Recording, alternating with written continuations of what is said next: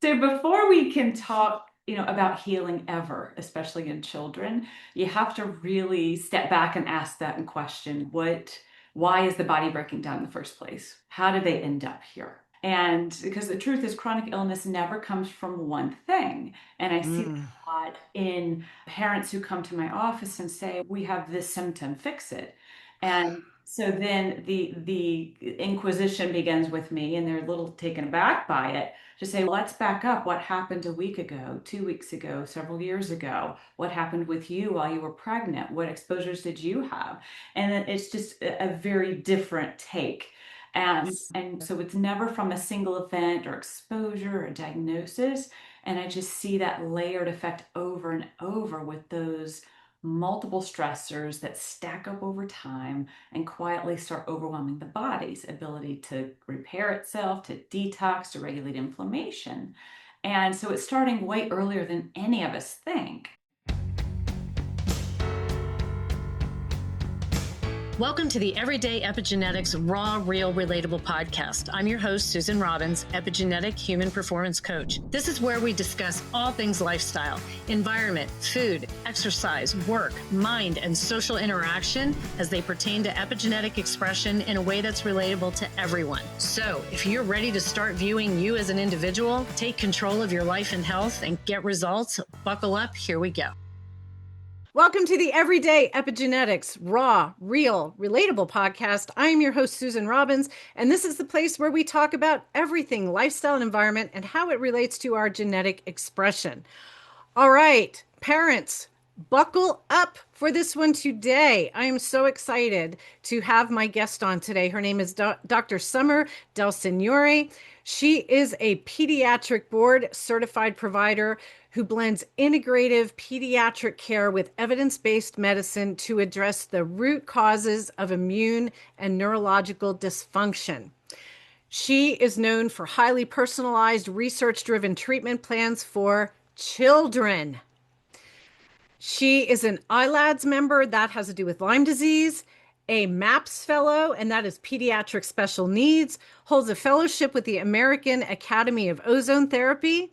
Her holistic 10 key approach emphasizes, I love this, nutrition, environmental factors, mental health, reflecting her commitment to whole child care. She is the founder of Hudson Valley Integrative Health, where she helps families find clarity, hope, and a better quality of life. And today, with Dr. DelSignore, we are going to be discussing root causes of chronic illness in children. Things like hidden toxins, infections, nutrient deficiencies. We're going to talk about fight or flight in children, that stress response, cell danger response in children. This is going to be a packed, jam-packed episode full of fantastic information. And as I was saying to Dr. DelSignore, as we were chatting beforehand, I said, everything's around women in menopause, which is fabulous. It's about time that's addressed. But I feel like men and kids are being pushed over to the wayside. Hey, we need some help too. And so I was so excited to get her on here to talk about root cause illness in chronic illness in children because it is rampant and it's not getting better. She is on the front lines. So welcome to the program, Dr. Summer DelSignore. Thank you, Susan. Thanks for having me. I'm excited to chat about this today. So we have so much to talk about. Where would you like to start? I know we talked about beginning with the root cause of chronic illness in children. So I'm going to give you the floor to run with it. Got it. Got it. So before we can talk, about healing ever, especially in children, you have to really step back and ask that and question why is the body breaking down in the first place? How did they end up here? And because the truth is, chronic illness never comes from one thing. And I see that a lot in parents who come to my office and say, we have this symptom, fix it. And so then the inquisition begins with me, and they're a little taken aback by it to say, let's back up. What happened a week ago, 2 weeks ago, several years ago? What happened with you while you were pregnant? What exposures did you have? And then it's just a very different take. And so it's never from a single event or exposure or diagnosis. And I just see that layered effect over and over with those multiple stressors that stack up over time and quietly start overwhelming the body's ability to repair itself, to detox, to regulate inflammation. And so it's starting way earlier than any of us think. And I'm glad we're talking about this in children because I know you focus more on adults. So if we can raise those healthy kids, we may not have this chronic illness that we see. So this is like, Amen. yeah, preventative care. So, Yes.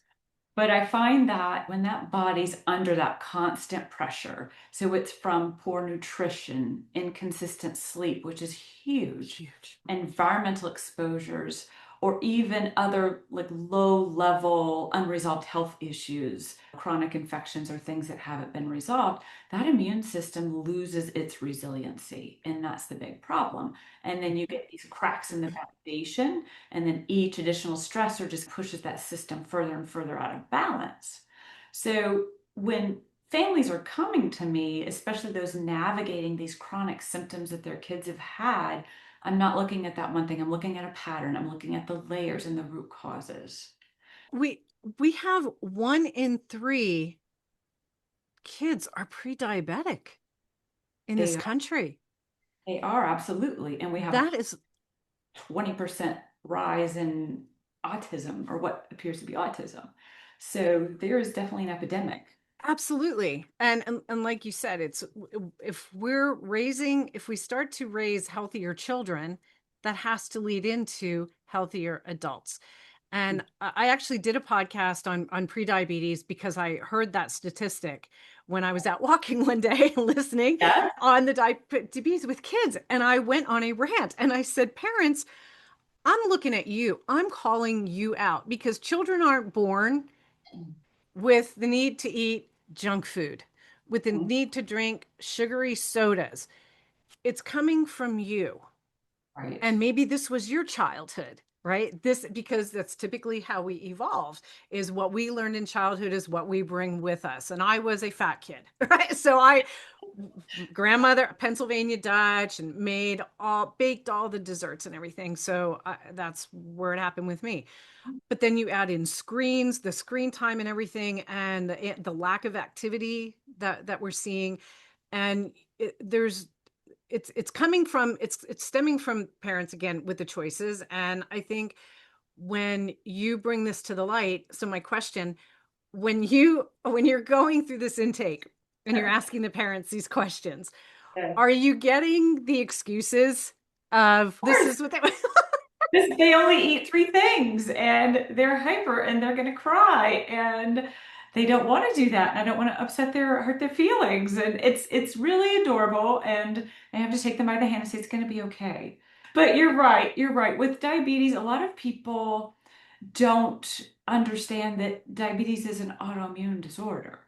And it's, oh, I'm just having too much sugar and my body can't deal, but it's autoimmune. Your immune system has gone awry and it's attacking your beta cells which control your insulin. And it's sort of like what led to that. And I think that there are a lot of kids who are already positioned just by in utero exposure to things while their moms were pregnant, whatever exposures mom had. So they come out with a certain kind of constitution, right? They come out with a certain tendency. Like I always tell my parents, we can do genetics, but your genes aren't going to rule the roost. It's the exposure that will turn them on or off. Unless you have a syndrome, right? Fine. Yes. But most genetics we're talking about are like those genetic SNPs, those enzyme processes. And if we don't poke them, they'll stay put and they're fine. So it's really a lot of these parents have these exposures and these kids are already primed right now for autoimmune. And that autoimmune affects neurodevelopment and other systems and their metabolic diseases and fatigue and mitochondria, all these things, these big level things. And we're just adding to that effect with the sugary drinks and the convenience foods and the chicken nuggets and mac and cheese because that's like staple, right? And I like a good chicken nugget every now and then, healthy, but that's the staple that we're giving them junk, right? And we're just adding that layer of insult to maybe what's already there from an immune perspective. And so that's when I go through with those parents to say, it sounds benign. It sounds benign that you're giving them kind of the foods that they want. It sounds benign that they have more screen time because they like their favorite show and that they stay up and maybe they don't get to bed as early as they want. It sounds benign, but over time it stacks up. And we haven't even delved into potential hidden infections and other immune overload that could be there. And I talk to my moms a lot about what have you passed to your child while you were pregnant and beyond. And they're like, what do you mean? I'm like, there are certain infections that you can transmit, whether it's tick-borne or even certain viruses that you can transmit. And either your baby will come out with those illnesses, or if they're not infected directly, there's an immune response that you're having as a mom and is affecting how your baby's immune system develops. So it's like you can't win. Pregnancy is one of those truly is a miracle that we all make it through it and the baby makes it out. So if you think about all the things that could go wrong. But so we certainly start delving into those other layered things that go deeper, and we talk about those toxins and nutrient depletion and all these other things. So it does become apparent after a while that, hey, maybe I shouldn't give my kids those more peripheral things and those easy low-hanging fruit. I could adjust that very quickly. Yes. And start to clean things up. If you would talk a little, let's go back. You talked about sleep. Yeah. And I've had two sleep experts on, and they were actually very different in how they approached it. But sleep is key. If you don't recover, that fight or flight, which we're going to touch on later, it doesn't stop. You have to, you hear people say, I'll sleep when I'm dead. You might be dead sooner than you think if you keep trying to live the way you're living. This is what's driving this. So talk a bit more about sleep with children and because I hear parents like their kids, they're going to bed long before their kids. The kids are up till midnight and having to get up for school. They can't think straight. And we wonder, why is our academic performance in children so poor here? I think it's a combination of everything, but I think one of the big contributing factors is they're not sleeping, they're not recovering, they're not allowing that glymphatic system to do its job at night. So is there specific time frames, I guess is one of my questions, specific time frames around sleep for certain ages, or is it more around the person? Or I'm giving the floor back to you again. Okay, so with sleeping kids is very different than with adults, because we have this little person who's still growing and they need all the energy that they can get. And we certainly underestimate that. And sleep for kids and for adults, but more so with children, is when the body resets. If you're not getting ample amounts of sleep, primarily deep delta sleep, that's your restorative sleep. And that's when the brain detoxifies and the immune system recalibrates and the mitochondria repairs. So if that sleep's disrupted, whether it's from stress, infection, airway issue, screen time, just poor sleep hygiene, meaning that they don't have a set bedtime, it's adding fuel to the fire. And so these are lifestyle changes. These, again, low-hanging fruit. We can control that. We can train our kids. They're not here to train us. We're here to take the reins. And essentially that I see that as a big problem with a lot of my kids. And it's kind of a joke in the office, just a nerdy thing to say, if I can get my kids to sleep and poop, we're halfway there, right? Really, that's how it is. So true. So we recover and rid of the toxins. Yeah, so that's giving me insight into their autonomic nervous system. If they can sleep and poop, we're in a good place.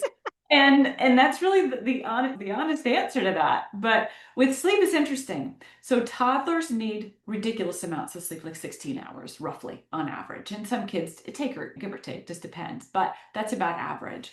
Childhood, school age, they need a little bit less, maybe 8 to 10. And then here's the trick. Here's the key. When the kids hit teenage years, they need the same amount that they did when they were a toddler. And people don't see that. And we know they're not getting Really? No, right. they're getting half. Like They're, if it's 16 hours, they're getting less than half. right. So when they're hitting those growth spurts, they need that level of sleep. And again, that's on average. So when you see your teens sleeping, leave them if you can, because they clearly need it. But that's when you really want to have that well-trained sleep hygiene. And then you've got to turn off everything that could stem them to not just lights and screens, but EMF. You want the cell phones, which they keep near them, or the earpods. They shouldn't have earbuds. They shouldn't have them. They're awful. You've got to remove all of that stimulation that can trigger more of that autonomic nervous system issue. But so that's bimodal. A lot of sleep in the beginning, a little less in the middle, and a lot at the end. So that's how that works. And it's so opposite. Yeah, Right? It's absolutely. so opposite. Absolutely. And Yeah. and parents are afraid to take the phones from their kids. Oh, I know. Oh, it's a struggle. I have two myself, and they're 15 and 20.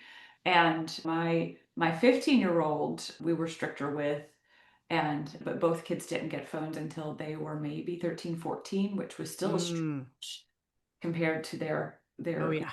friends. But my kids have both started putting it away. They were just like, no, we can't do it. And it's a struggle. And my son will put himself to bed by 9 p.m. at night. He's, Mom, I'm like, yeah, you hear this from me. Something's kicking in. You hear it. Yeah. Yeah. They're So taking it in. They may not they're listen in the taking beginning, but it in. they will take it in. Exactly. And so you recommend definitely set bedtimes, That bedtimes. Yes, absolutely. Absolutely. whether it's weekend or weekday. Right. Absolutely. Unless there's a special event, fine, and they can weather that change, but there needs to be really great sleep hygiene. So a set time to go to bed and even a set time to get up. Yeah. So you keep that circadian rhythm locked in.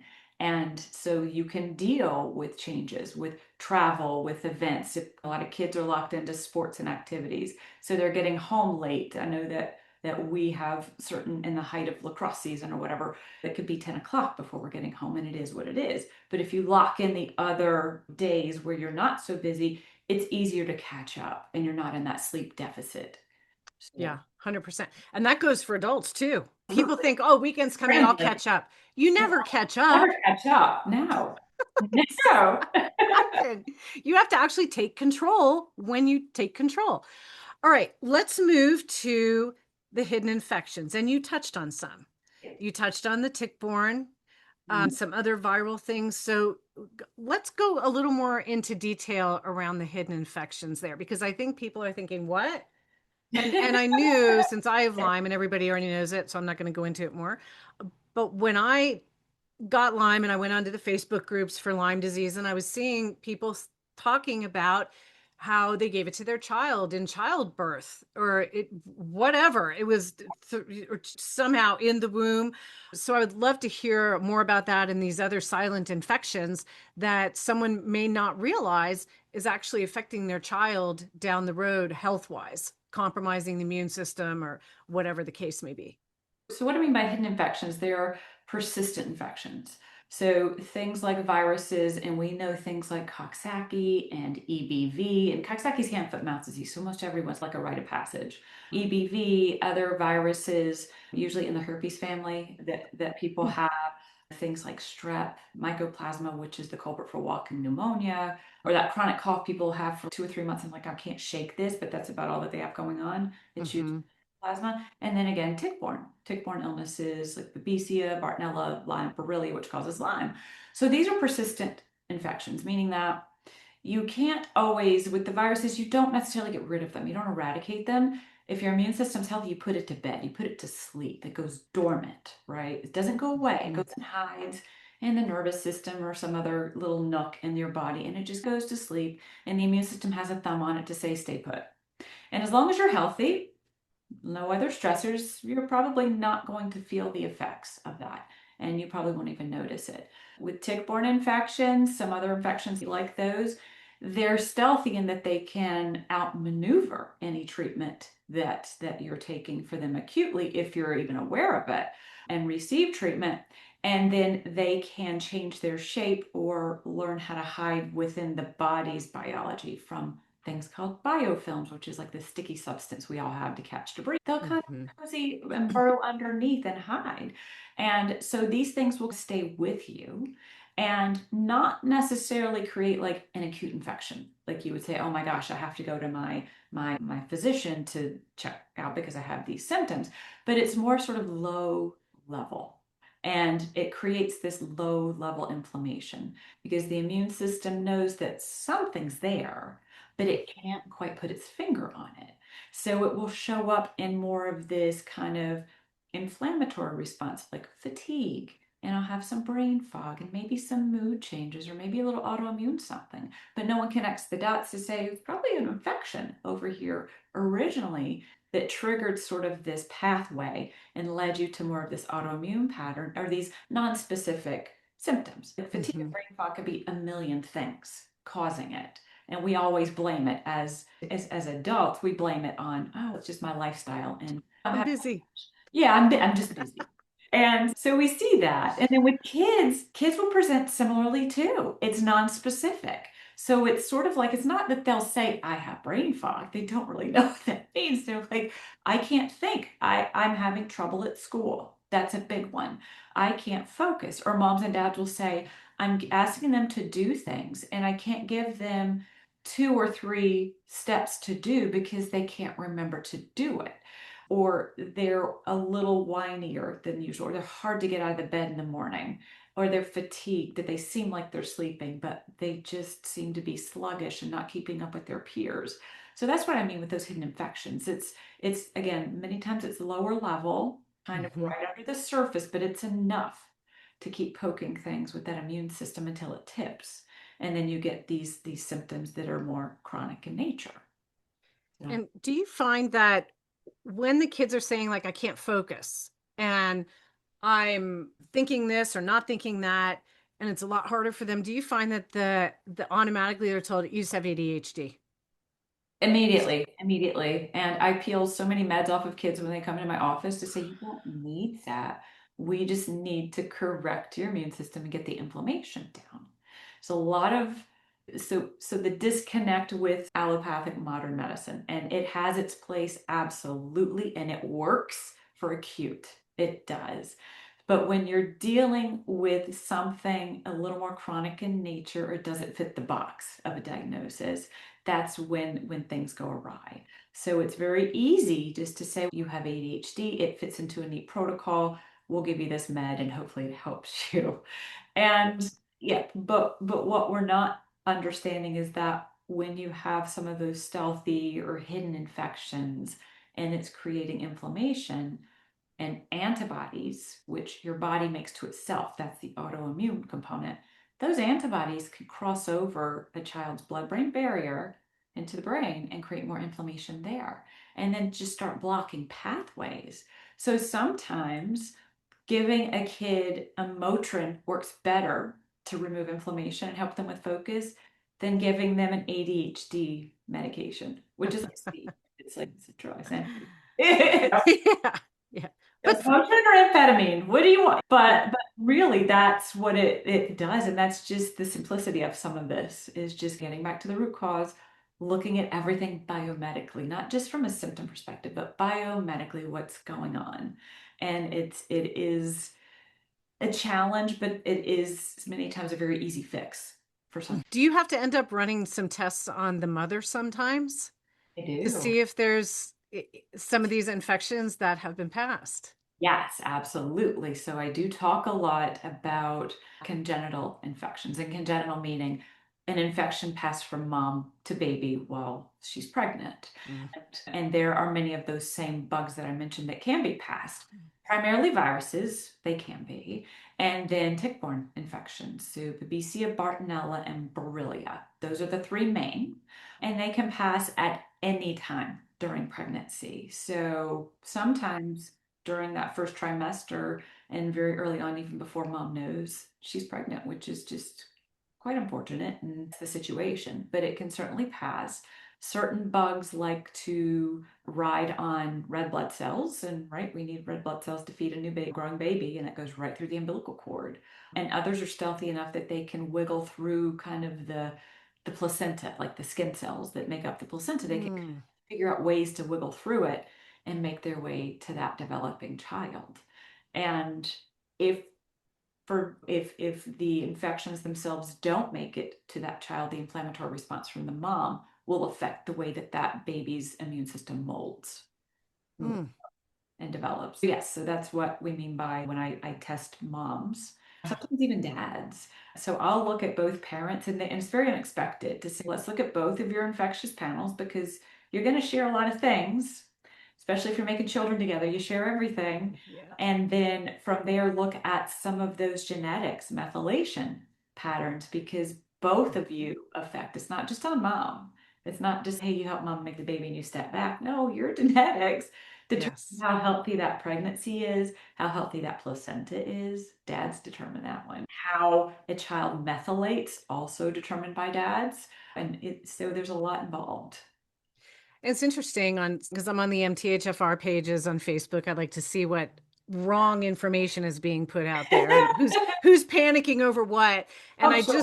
just saw, and I'm in there all the time going, it's not a diagnosis. Yeah. MTHFR is not a diagnosis. It is a variant. You have a variant, and people get on there and say, "Oh my gosh, I had heart surgery. It was caused by MTHFR." Oh, MTHFR does not cause you to have heart surgery. It is a gene that is affected by your lifestyle and your environment. Everything you're doing has driven that to maybe drive up homocysteine levels, right? So, whatever. right. Anyway, so I saw one. I just had my 2 young kids tested. We all have MTHFR. Yes. What do I need to do? I'm in a panic. I'm going, like, first of all, stop panicking. Right. Second of all, get your lifestyle under control. Start eating vegetables. Get off the processed. Get off of the folic acid. It's the fear that's out there, and they think that their kid. How do I save my child who just got diagnosed with MTHFR? This is what. Oh my goodness. And it. When I do DNA test, my people do not have access to their test until we take 90 minutes to go through it and we discuss expression. We look at labs so that it's empowerment to make better decisions and not based on fear and then going to ChatGPT and thinking that your world is falling apart. And they're Right. saying, what supplements should I put my kids on? Do your kids even need them at this point? Start with, am I on base here with things like the methylation? Because it's also affecting, if the parents have variants, it's the same thing affecting them. I think let's just deflate the MTHFR groups and say 80% have it. So congratulations. And it is what it is. And it's an enzyme process. And that's what I tell people. It's not a Enzymatic process. syndrome. It's an enzyme process, and we can control what enzyme process to turn on and off. And just to make it less scary, it's how we manage our B vitamins, right? Our B12, our folate, all of those things. And it's just an enzyme that can't quite convert it correctly. But if we give our body the right nutrient and then there's usually no issue involved with it. So Yeah, there's other genetics too. And again, like you said, absolutely. MTHFR is not DHFR. a disease. It's Mhm. just, it's an enzyme. Yes, we need to be mindful of it, absolutely. And yes, we need to give the right type of vitamins. So like methylated things. So B's that are already broken down for us that that enzyme process can't quite do. And then don't add fuel to the fire. Don't add an inflammatory response to it. So keep yourself healthy, keep your stress low, exercise, get good sleep. Like Get the sleep, right?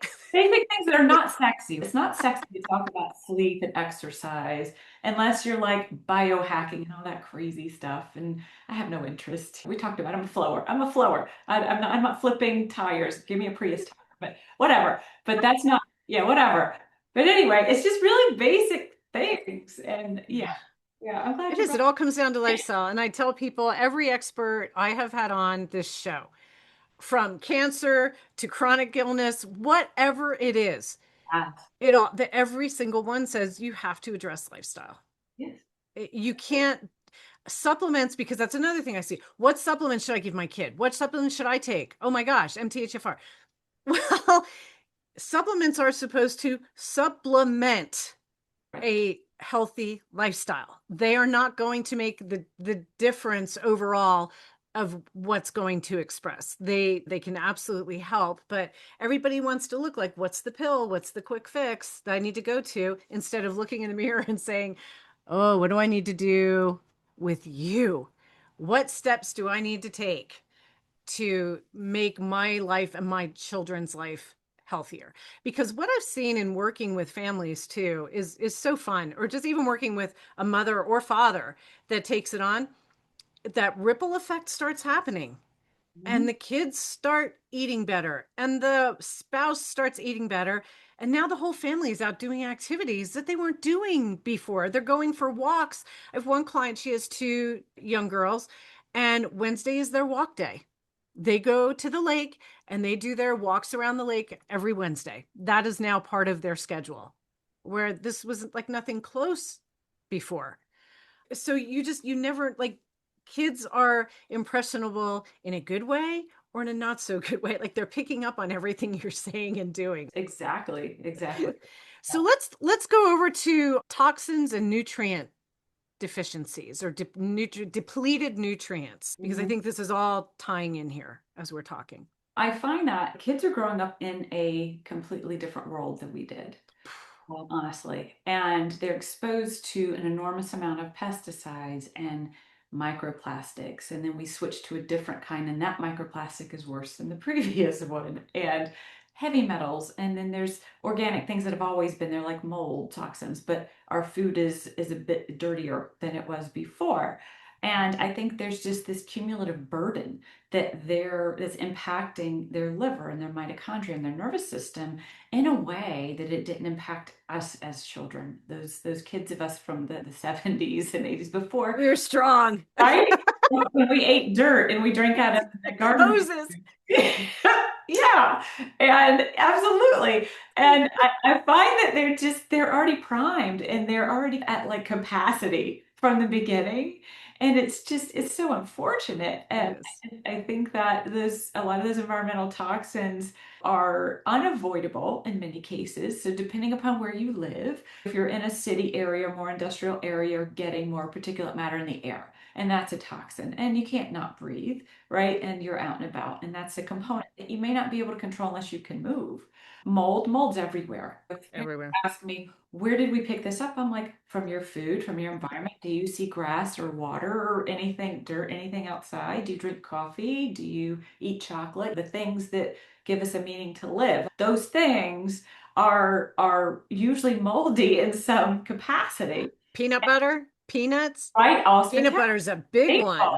Yeah, absolutely. And as kids who didn't eat peanut butter, I ate so much as a kid. My cousin wouldn't, because I had a couple of freckles across my nose, and she thought because I ate peanut butter, that's okay. But yes, it's those types of things. It's very non-scary things, but it's a cumulative effect.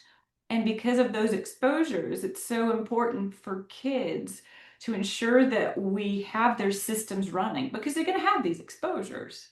And so whatever we can do to clean it up, to keep their liver happy and detoxing them, to keep their tissues free of things, to keep the lymphatics flowing, to keep all of these things happy, will help them weather that storm from that perspective.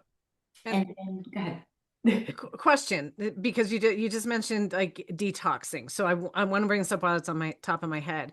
And again, this is another one I see, especially when people think they're diagnosed with MTHFR. How do I detox my child?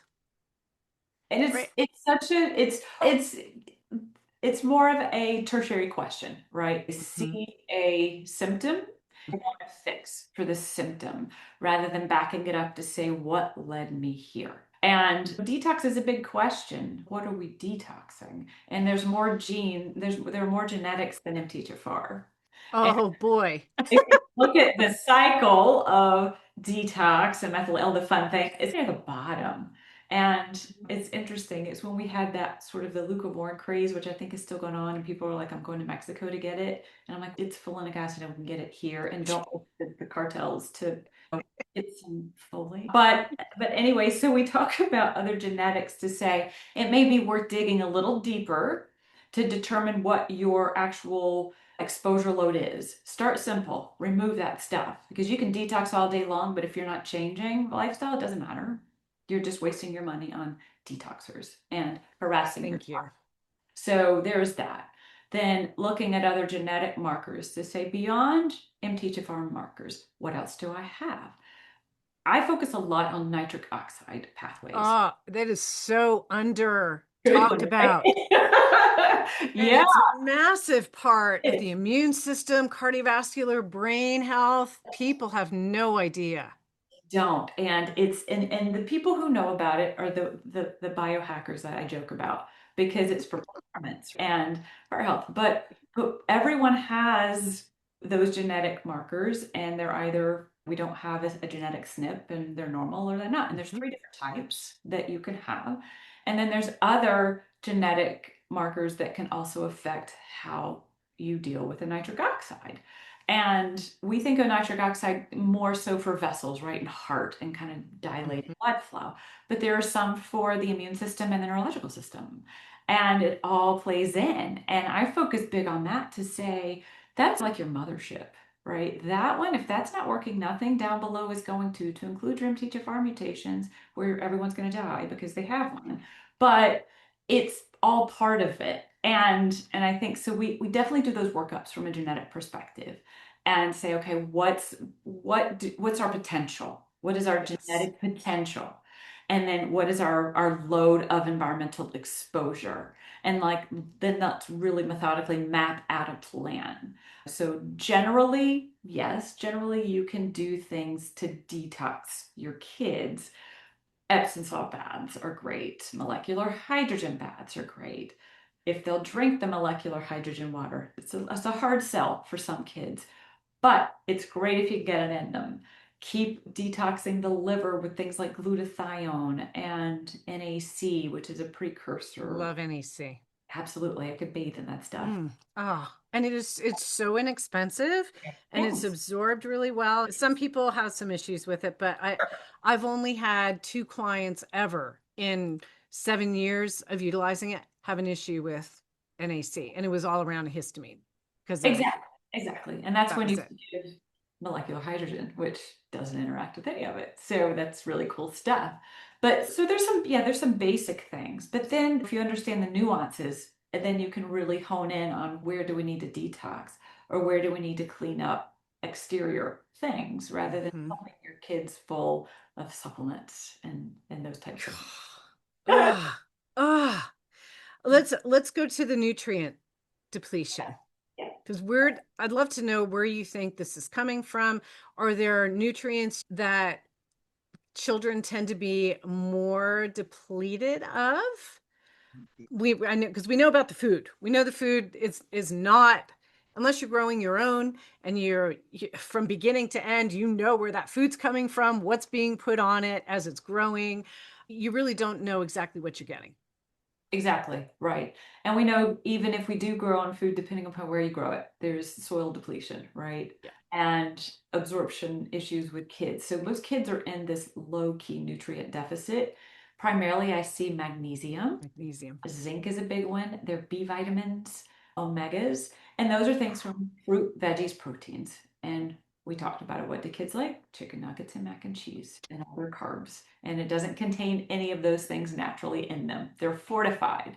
And fortified is foreign in the body. It's a lab grown nutrient that's injected into these foods to make them seem more nutritious, but the body doesn't quite process it the same as if you were getting it from a whole natural food. So the body with kids, unlike adults, where we don't heal as well if we don't have the right nutrients, they just don't grow.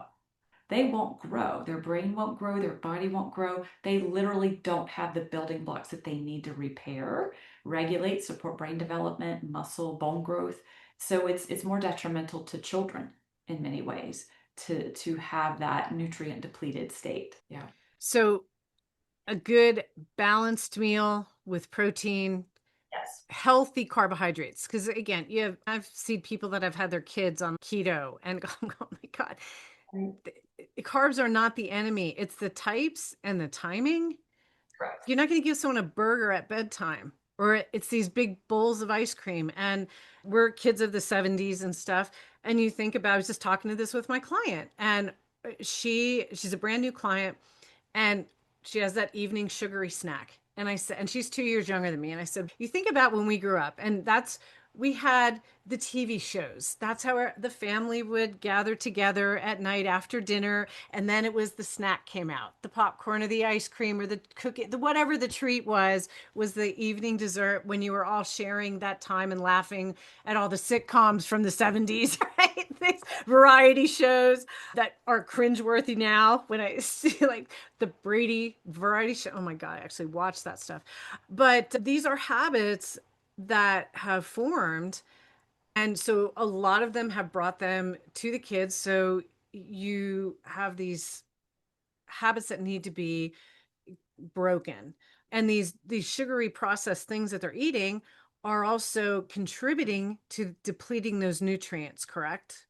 Absolutely. And what we don't understand, or generally speaking, with the sugar and the fortified foods and those things that are not nutrient dense, is the gut health is affected. And we know that that's a huge part of our immune system, is centered around how healthy the gut is.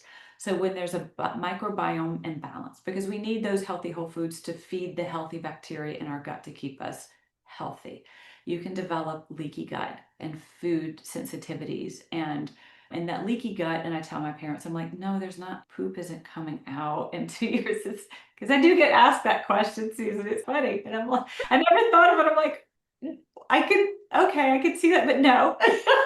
Taking it literally. Like, literally, I'm like, okay, in the literal sense, I guess that's how it sounds, but no.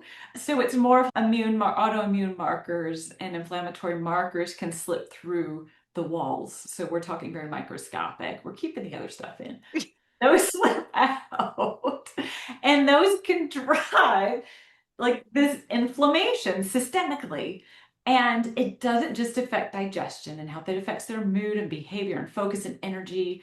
And it gets overlooked, but it's incredibly important that we're feeding our kids. And it's easy to do as a mom. So forget me as a provider. As a mom, I made my own baby food with my kids. Oh, wow. I know, yeah. Yeah. Anyway, but I made it. It was a labor of love. It was a labor of love. So I made that for them. I breastfed as long as I could. Not everyone can, but I did. And when they were toddlers growing up, I would expose them to all those foods, a variety, to see if I can train their palate for different things. And I would be fun about it. We'd create charcuterie boards. So when they bring their friends over at 8 years old, they're like, Mom, can we have a charcuterie? And the kids what are we talking about? And it would be fruits and veggies and protein sources, and there would be some healthy whole grain carbs, but it would be the complement. It would be a very colorful board. And they got used to that. And that was a good way to introduce new things into the mix. Because who doesn't like a good charcuterie? You see a board, you're like, oh, there's some. Yeah, and it's fun. It's fun for them. It's interactive. It's not putting a plate in front of them and here, eat this. They pick, they create. They're using their brain too, and it's social.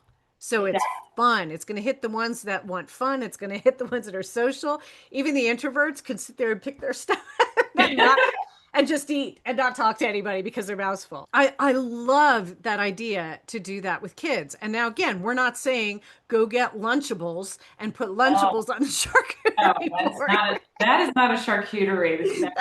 That is a bastardization of an attempt, is what that is. No, but real food. And as organic as you can source or afford, absolutely.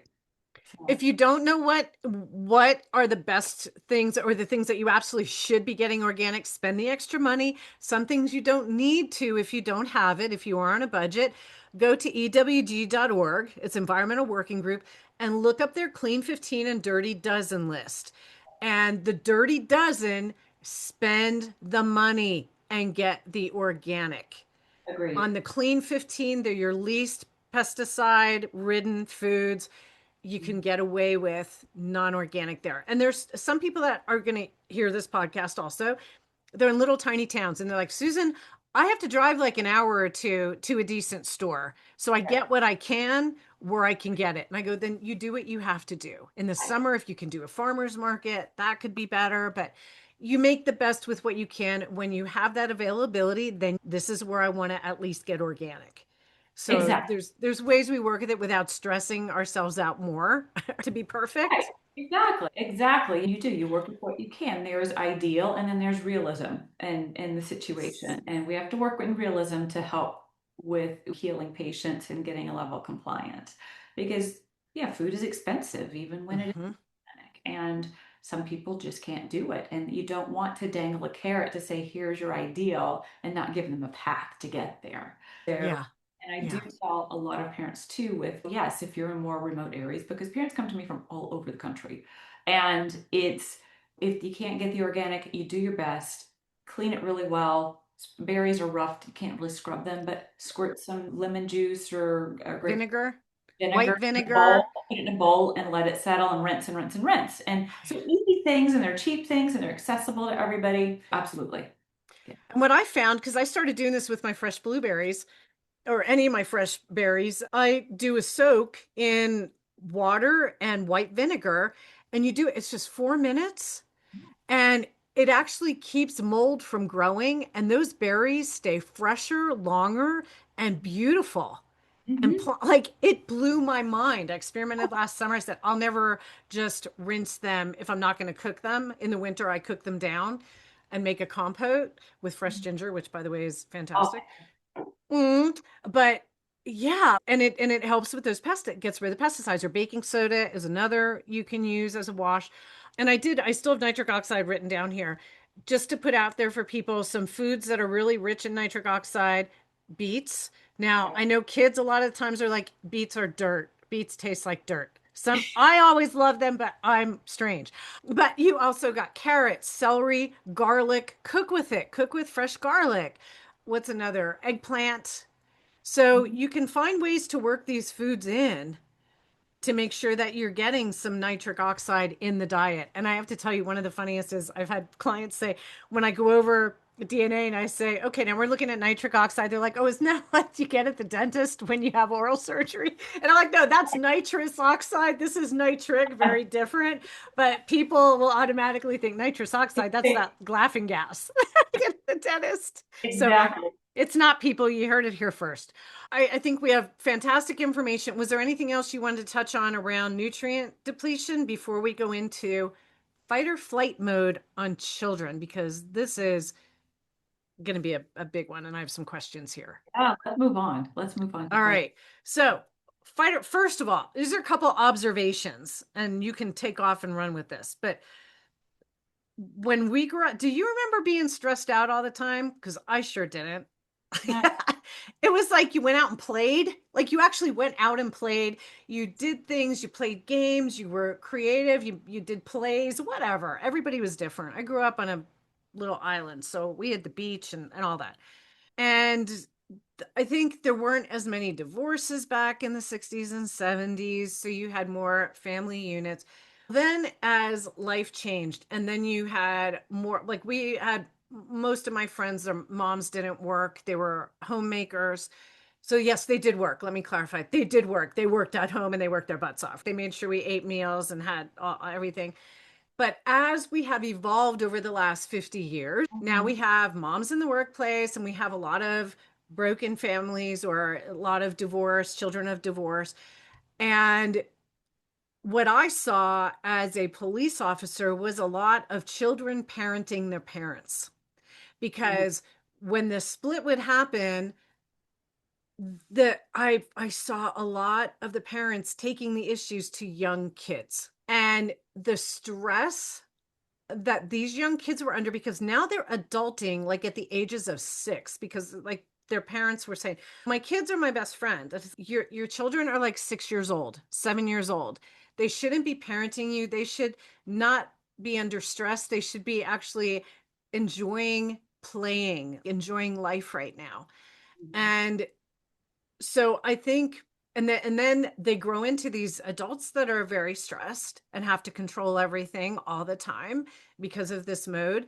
And so I think what we're seeing, and then you have the lack of connection because of so much technology. They don't know how to connect, and that's stressful on a lot of them. Or you see the social media, which is very, as we talked before, what's the word I want to use? And you can probably come up with it for me. It's very judgmental. And so they're dealing with that. Kids are picking their keyboard warriors going after other kids. Where we would have the bullies fight and you might get punched. You get punched or someone says mean things to you. I get the bra strap pulled and stuff like that. A little more harmless, But you damaging to your there. psyche. But it was Right. there. It's like you go home and it's gone. That was your safe space. And now I think so many kids, home isn't this safe space anymore. And it's okay, now you're home. I'm going to throw you something processed, and here's your phone, or here's go watch TV, do something tech wise to tune out. Right. And so that's where I want to, like, my thoughts on this. This is why so many kids are in this fight or flight mode at these young ages. And they'll literally say, I'm stressed out. I'm going, what do you have to be stressed out for? Like, why are you stressed? And then they tell you, and your mind is blown because it's, I didn't know that kids could be this stressed. So that's obviously what you're seeing. So again, floor back to you to go into this, but that's my little rant. See, I have lots of rants on kids need to be kids, and kids are becoming toddlers and young adults like that. Correct, correct. And I appreciate all the validity to your rant, and I love it. I love it. But when you mentioned though the fight or flight, and fight or flight is our autonomic nervous system saying, I am being triggered, something is wrong. Let me circle the wagons, let me lock down so that I can deal with whatever this stressor is. And stressor could be infection, it could be environment, it could be trauma, it could be any of the things. So it's where the body will shift from a growth, healing, happy mode to survival. So they're in survival mode. And that is the kind of autonomic nervous system. And this is a little more medical, but sympathetic nervous system. That's your fight or flight. We're always, as a provider, I'm always trying to shift these kids over to parasympathetic, back to that nurturing, calming, Flow. restorative, the flow side. Yes. And the bad thing about always being in fight or flight, it triggers this sort of cell danger response in our body. And that's our cell's protective mechanism to say that I'm being exposed to an enormous amount of toxin, stress, infection, injury, whatever. And it's your body's first line of defense. And it's designed to contain the damage and to try to prevent further harm and start initiating healing. But in any kind of chronic state, whether it is that infection or inflammation, or whether it is the environmental trauma and just lifestyle, the body can't, it kind of gets stuck. It gets stuck in that cell danger cycle and you never recover. And these kids are suffering from this and they're developing neurological issues from an inflammatory component or a learning deficit, or they're developing OCD and anxiety and depression and all these other things because their body's kind of stuck. So when you're in that survival mode, those lower level things that need nourishment are not getting them. And it's like an intruder alert, the whistle blows, and the body is going to say, something's not right. I'm going to stay here until this danger passes. And to your point, just given lifestyle, sometimes the danger never passes because they're constantly in this Living in it. lifestyle and living environment. So what happens is the mitochondria in the body will stop functioning like the energy factories that they're meant to be. And they become defensive and they produce reactive oxidative species, which is one of the culprits for triggering inflammation in our body. We call them the ROSs, not the ROUSs if you watch The Princess Bride. So your ATP is, which is your energy kind of production in the body to keep you going. You tighten up those cells, again, are clamped down and can't get good nutrients and things in and can't get rid of toxins. And you're just perpetuating this, and your body from a cellular level is shutting down. And that's unfortunate that we see. So yes, stress is a killer. It really is. to a lot of people. And that stress 100%. environment in kids will determine what kind of adults they evolve into. Are they going to be a healthy, balanced, well-adjusted adult? Or are they going to carry all of this chronic illness or trauma with them? And there are so many topics out there that are being written about in books and podcasts and TED Talks and everything else about the body remembers that trauma. That body never forgets it. It's true. It's Absolutely true. absolutely. And I think also you could circle this back to sleep too. And I was just thinking about parents I know that their kids are athletes and they say they have to do their homework. First they have practice after school, then they come home, then they have to eat, and then they're doing their homework, and then they're on their phone. And these are kids that need more sleep for more recovery because those athletics they're doing, that's a stress on the body. It is. It's a good stress, but it is a stress on that body. And if you have one that is a very competitive athlete and they're doing more than 2 hours, you're dialing up inflammatory genes, right? When are you getting this recovery in? So I think this is, again, where you as a parent have to dial in and say, I want my child to be a healthy athlete and get the recovery, which will affect their performance, but keep these ROS from multiplying. And I always like to say too, I did a podcast not long ago on oxidative stress. And it's like you think of the cells as the cells resting there. Yes, absolutely. And so it's providing when you're not getting the adequate sleep, you're not getting the adequate food. Don't go to McDonald's after practice because you don't feel like cooking for them. Again, what are you feeding into this body that is under school stress, potentially home stress, like we just said, right? Who knows what's happening at home? Is it a comforting space or is it a stressful space? And then the athletics, all of this, you have to bring all these factors in that you've discussed here. You have to address nutrient deficiencies. We don't want this to be depleted. We want good, healthy food. And then this bringing calm into these little bodies. So for adults, I have my people, everyone who's willing and able to get a tracker of some sort, whether it's the Aura Ring, a watch, whatever. I love to track heart rate variability, HRV. Oh, it's fantastic. It's a very good way of understanding your stressors and how your body can pivot and settle it back. Absolutely. So can you test this with kids? Or is there a way to where that with other than wearing a wearable? It's challenging to That's know. what I thought. It really is. And the kids who are old enough, I will encourage them to try an Oura Ring if they can, or an Apple Watch or something to that effect if you can do that.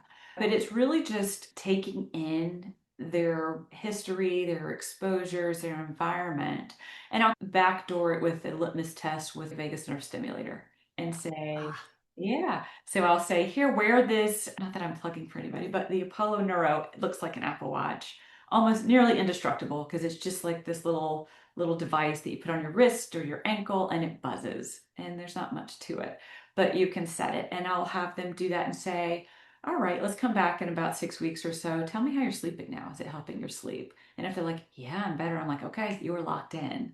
Yeah. That's Yeah. response, and you were very in that sympathetic mode, right? That fight or flight. And this is bringing you out of it. So it's a backdoor way of doing it. No, I love that. Really young kids, you can't put a wearable on them. You're going to lose them. Yeah. That's the thing you'll never see it again.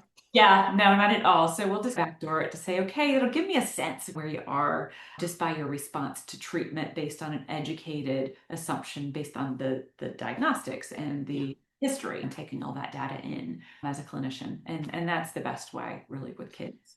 And do you find that kids at all are responsive when you help them with, or do you even help them like with breathing, understanding how to breathe, how important that is for the nervous system and activating that parasympathetic? What kind of things do you recommend to help kids come down from stress, recover from stress?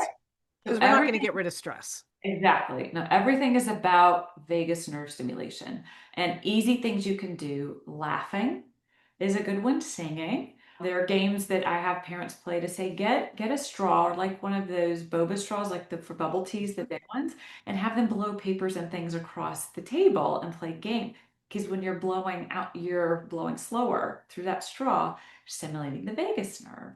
or give them something like a cool washcloth for their cheeks or put it around their neck. That will stimulate, right? So easy things will do it. And breathing exercises are great for the older kids who can follow along. It's cute to ask the 2 and 3-year-olds, let's box breathe. And they're like, That's but what I was thinking. How would you even do that with the little kids? I it's love game. the straw Yeah, stuff. you do the game. So Yeah. singing, laughing, whistling if they can. I still can't to this day. And the straws, things like that. Those things will stimulate the vagus nerve, and it's play. It's playtime. Yeah. So that's Humming. Humming is humming. another That's a good one. one too. So it's all of those things that can be viewed as play, which that's maybe why we all didn't stress when we were younger because we were playing. But that's a good thing. And those are easy things you could do. And it's not trying to purchase a device and it's not trying to get them to engage. It's just doing fun. Mhm. And that can certainly stimulate them. It's And funny how kind of allowing them to be kids, encouraging them to be kids creates that recovery. Who'd have thought? off the screens. Absolutely. Absolutely. Oh, wow. This, have we missed anything? Yeah. We've spoken about a lot. Wow, this has been, I have so enjoyed this conversation because, again, you can see some parallels with the adults.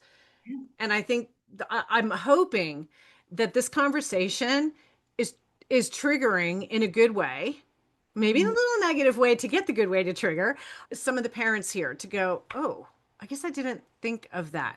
Or maybe I should look at that. Oh, I know one last question I had, and I think this will be a good one to end with on the topic. But what symptoms or words, because especially younger kids, they don't communicate like we do and say, I have a headache, or I'm like you mentioned some saying, I'm not focusing well. But what are some other symptoms or words that you can be cautious of a child to pay attention to as a heads up? And one other question is, because this just came to mind, I have a client I've worked with for a while, and they're just a wonderful family, been on my podcast. She has a young child. I think he's 7. He doesn't like food. He doesn't want Okay. to eat food and has extreme low iron. And so like when you see this, that's something that is a heads up that could potentially be one of those hidden infections, is something Absolutely. like that when you're seeing a lab that's off and a child that's very tired, gets sick easily, has dark circles at that young of an age, that, hey, I think we need to go a little deeper here because there's likely something more hidden. Absolutely. The kids usually will describe something that's very sensory in nature or more kind of imaginative ways to describe it. So they'll say, I feel weird or yucky inside on my insides, or I feel wiggly or squibbly, which is a word. And I'm like, I have to figure that one out. Or I'm crinkly, meaning I'm sweaty, and so it's like their own language, and or they'll say there's my head feels like there's a balloon in it, or things like that. So think of it more like imaginative and very much symptom focused. Like how if your balloon would be, oh, there's pressure, I feel lightheaded, right? Or if I feel like someone's squishing my head, they have a headache and they have pressure there. So you just have to kind of interpret it. So it's just they're saying those things in more of an imaginative and sensory type way. If you think about if I were to touch a certain component and what that sensation feels like. Is it a cramp? Is it pain? Is it pressure? And that's how they're going to describe it. It feels like someone has their hand on me, or someone's grabbing me, or someone's poking me, or there's something, a bug's crawling on me. Things like that can Yeah. certainly indicate that there's something going on from an inflammatory perspective. That totally makes sense. And I think that there's going to be parents out there hearing this that say, I've heard my child say this, but I'm like, oh, you're fine. There's nothing on you, or Right. nothing, and think that it's not something to pay attention to. But so I think this is very informative to have people have that little heads up. It's better to err on the side of caution and say, maybe we should check this out or dig a little deeper than to just blow it off because it's just a kid and look, they're playing fine. But Right. maybe on the inside, or again, it could be more of an emotional type thing.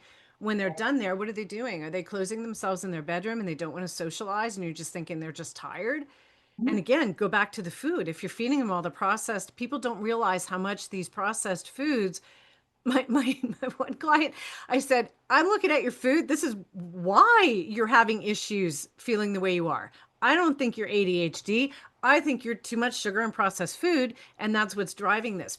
People don't realize how much it affects the brain, what we're eating, the moods, right? Yes. And people and your kids, I'm sure you see this with them when they start taking in the right things, doing the right things, working with that nitric oxide system, all of it. There's just it's two different people Mm-hmm. that you see from Absolutely. beginning to end. Yes, absolutely. And that is, why it's really great to take more of that biomedical approach when you're evaluating versus starting at symptoms. You want to back it up and start root cause and work up to what triggered that symptom. And that's going to give you the answer, and that's going to give you the solution, not just a bunch of band-aids to Yeah. well, the Take symptom. the Adderall, call it good, and you'll be fine.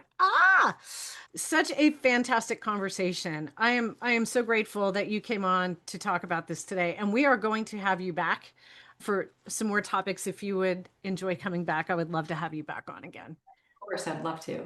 Just like I said, I want children to not be left out in the fray. And with what I do, I can only work with those who have been through puberty. So there's still those younger ones that, again, so many of them are living like little adults, and they're not meant to. Their systems are not equipped to live as little adults right off the bat. So I love the work that you're doing. And so if someone wants to reach out to you, they're thinking, hey, there's something happening here, and I've been through doctors that don't listen, the band-aids are being put on, I'm trying to rip them off, I need someone that will listen. We'll have all your information in the show notes, of course, but please tell people how they can find you. Okay, so they can find me on Instagram at NYLimes and Pans, and then at HudsonValleyIntegrativeHealth.com. Fantastic. And like I said, it'll be all in the show notes, everybody, if you want to reach out to Dr. DelSignore. So please share this podcast. Let's try to help kids be healthier. We owe it to this generation. We've had our time. Now it's their time. And everything we say and do affects them. And they need to have the opportunity to live a happy, healthy life. And it starts with you at home, the parents. So thank you so much for joining us today. Get out there, make it a great day, and be your most authentic selves. Thank you for tuning into my podcast. If you enjoyed this week's episode, I'd love for you to share it with someone who'd find the information useful. Please leave a review anywhere you listen to podcasts, and it'll help the information get out to others. If you're interested in seeing if we're a great fit to work together, the link is in the show notes below, where you can sign up for a free consultation with me. So go make it a great day and let your authentic self shine.